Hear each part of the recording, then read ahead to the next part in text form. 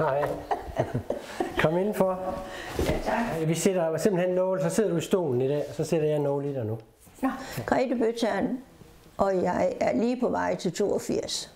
Og det har hjulpet mig utrolig meget at få det akupunktur her i praksis.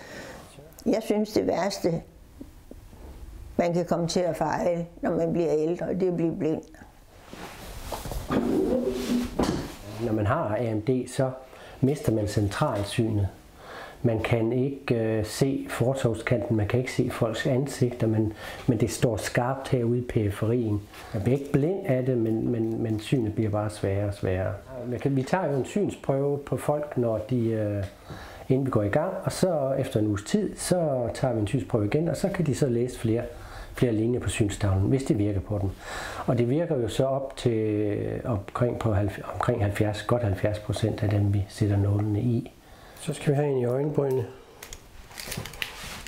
Der sker det, at jeg kommer til en ny øjenlæge, og så siger hun, du har jo et meget dårligt syn. Du bliver ikke blind, men du bliver meget, meget svagt seende.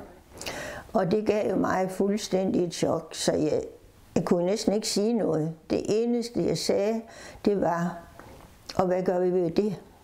Ikke noget, ikke spor, ikke på nogen måde. Og så havde jeg jo hørt om Per. En af vores venner havde været her, og så tænkte det prøver jeg. Og det var meget, meget behageligt at komme til Per, fordi han er det mest rolige menneske, der findes. Og det var virkelig godt for mig. Og så går der et halvt år, hvor jeg har fået behandlingen her hos Per, og kommer igen til øjenlægen, fordi hun vil se mig om et halvt år. Og så siger hun til mig, du må være den mest lykkelige kvinde, der findes, for det er jo fuldstændig standset. Jamen, der kommer jo mange nedslående fra øjenlæge eller fra optikere for at vide, at der er ikke noget at gøre ved det her.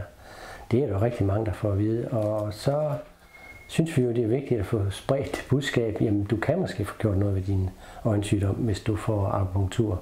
Der er ingen garanti, men det er værd at prøve det.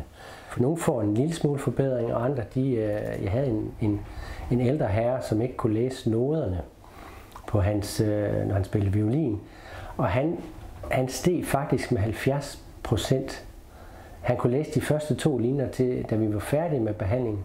Der kunne han læse hele tavlen. Det var helt vildt. Så der er ikke 2 mennesker, der er ens, hvad det her angår. Jeg hedder Lili Pedersen og er 83 år og har gråbstær. Per havde sagt, at ved 3. behandling, der skulle der altså være en effekt. Og det var der også. Og da vi nåede til 7. behandling, der kunne jeg bruge mine gamle briller. Jeg var oppe på at bruge 7+. Og kom så ned på at bruge de gamle briller. Det betød da, at jeg var fri for at blive opereret. Jeg synes jo, det er vildt spændende, at man kan sætte nåle i folk, og så ser man bedre. Og hvad forklaringen er på det ved vi jo ikke endnu præcist.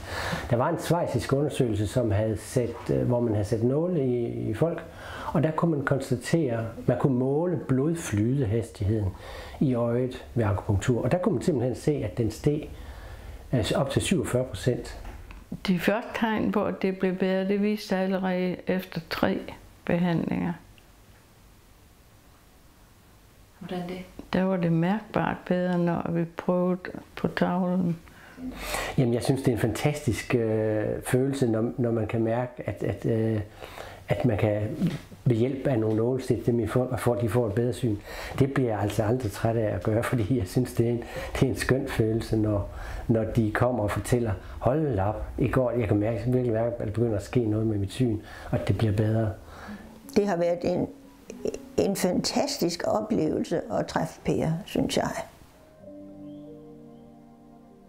Så vi vil så gerne lære de danske øjenlæger, at vi har altså et redskab her, der kan bruges til noget. Men ja, måske sker det en dag, jeg ved det ikke.